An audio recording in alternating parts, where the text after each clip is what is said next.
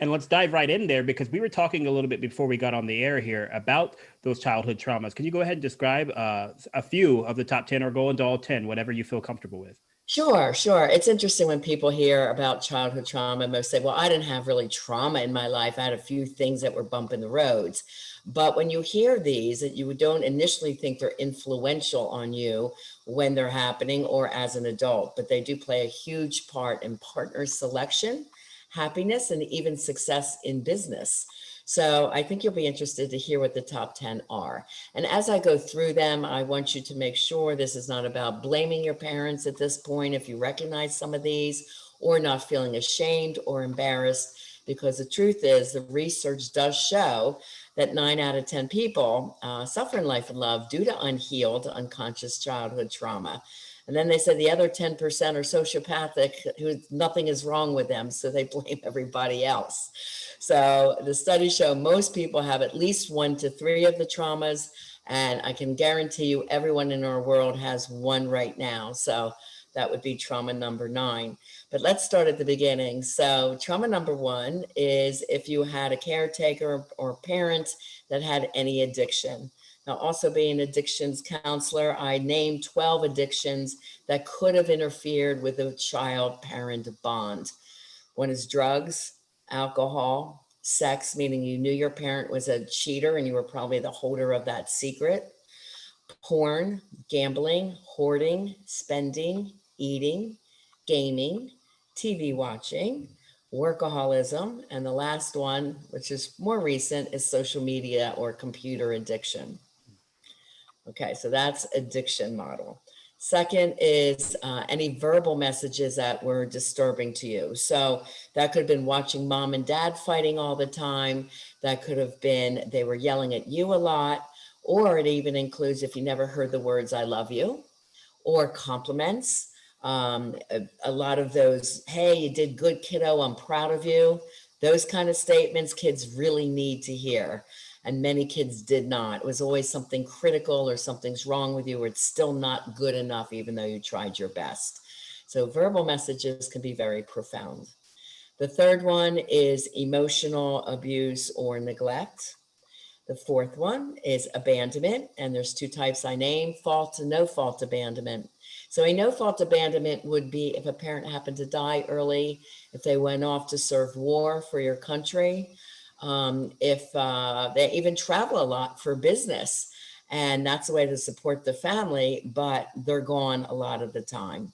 And then a fault abandonment would be they're not involved with a child's life at all, or they're involved until the couple stays together and they either divorce or break up, and then they barely see the child. Or even there's emotional abandonment when the parent is still in the house, but they rarely engage with the child. So that could be, zoning out on football all weekend when you have child custody visitation and the kid's in the room on the computer. I can tell you as a therapist, I heard that story over and over and over again from the young people I worked with. Miss Riana, I don't even want to go. My dad pays no attention to me. So that's like that emotional sadness, the abandonment, even though they're there in the same house. The next one, trauma number 6, is if you were part of the foster care system, adopted, or had to go live in another household. Maybe the household you were in was too crowded, or they lost their home. But this is, even if it's grandma or aunt and uncle, the child still feels that, that separation anxiety from his parents. Trauma number 7 is the one that most people identify with.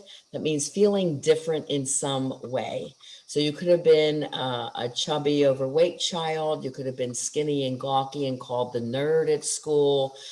You could have been the only African-American teenager in an all-Caucasian school. You could have been coming out as LGBTQ and kids teased you or didn't accept you. Maybe you looked different or felt different than the norm. So there's a lot of cultural, racial, even girls, in sexual development, feeling different and teased. This covers so many big areas that so many people can relate to.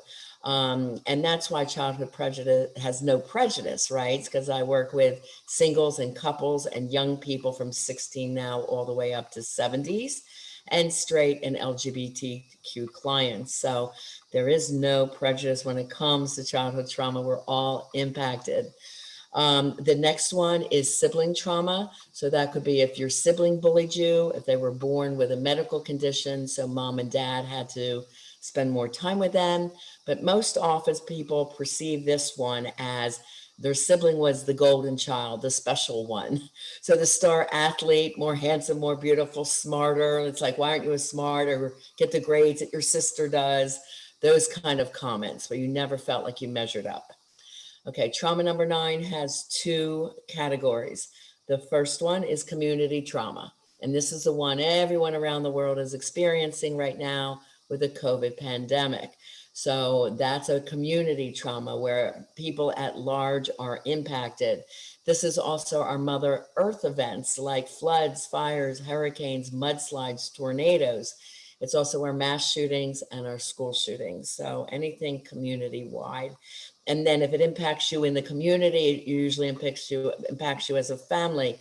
So with COVID, we have the job losses, then people can't pay their bills or they're standing in food lines. Family trauma could also be a parent was incarcerated and you're dealing with that. It could be you came from a dangerous neighborhood and you were going to school anxious or worried you're going to get beat up every day. It could also be you're part of a military family where you moved every 2 to 4 years, putting you in a different school. So you're always that new kid.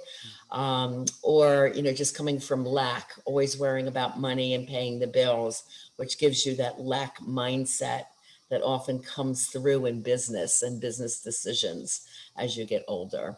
And then trauma number 10 is mental health issues in mom and dad. I'm part of the baby boomer generation. So our parents, we didn't really see them go to counseling. That was a very rare thing. So we kind of have to guess. If the 2 most difficult for children to navigate is bipolar and borderline personality. So borderline personality, quickly described, is extreme moodiness. When they're good, they're great, but when they're bad, they're horrid. And these people would fly off the handle and get angry really fast at something that nobody else would get angry at. So for a child, this keeps them walking on eggshells. And then bipolar is manic depressive. And depression can come out as just checking out emotionally, extreme fatigue, or even anger. And a manic phase could be a gambling spree, an eating binge, a drinking binge, something like that. And in combination of a couple of addictions at one time. So those are the top 10, Brandon. Yeah, I think you're right. And thank you for going through all of those. But yeah, I think you can sit there and I don't know if you can see it behind my eyes. I'm sitting there like, all right, check, check. Yeah, we got a few of these going. A lot of hosts are like, oh, okay, I got like 6 or 7 of those. Well, I think from my particular background, no one I've ever told it to wouldn't recognize it as trauma. And I don't need to necessarily go into that. I've gone into it a number of times on here, so I'm not shy about it or anything. But it's just, I think it's funny because, or not funny, that sounds insensitive, but I think that looking at traumas and those type of things, I think there's a lot there that can make you who you are. So for me, let's just go into a small, I grew up relatively poor. So now when I think about it, money, I think about how I constantly want to make sure that I have enough, that I have more, that I can take care of my family and like all these type of things as well. And so I think that's a relatively, and everything's relative, positive outcome of that. But that's not the case for a lot of these things. It can make you feel anxious though, if you have a job loss, or you have a slow month, if you're in your own business, that anxiety about, like you said, the word security. Am I secure enough? Do I have enough to pay the bills? Do I have enough going into savings, my retirement? You're always worried about security and safety. And one of the ways that it presented in me younger, and thank God I was able to finally realize this in myself and start to get away from that, was that I gave too much credence to wealth being class or being respectability. And so that I only would see myself as respectable or something like that if I became wealthy, if I started to get money, if I earned a certain amount or these type of things. And so it did not allow me to see people, myself included, mostly myself, as somebody worth value if you didn't have a substantial income or substantial net worth or something to that effect and everything. So thanks for checking out Starting Nowhere. Come find us on Facebook so you can comment on this and other clips and episodes of Starting Nowhere.